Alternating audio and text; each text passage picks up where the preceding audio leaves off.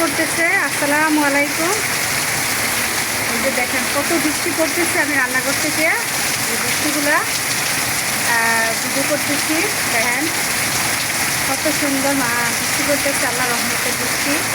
আর এখানে আজকে আমি এই যে গরু মাংস রান্না করে নিচ্ছি। আজকে খিচুড়ি রান্না করছি, গরু মাংস দিয়ে খিচুড়ি চলবে।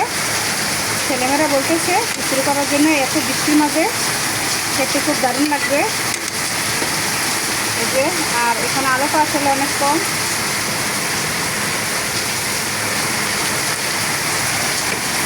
আর এখানে ঘি দিয়ে এই যে খিচুড়িটা পাকার দেবো।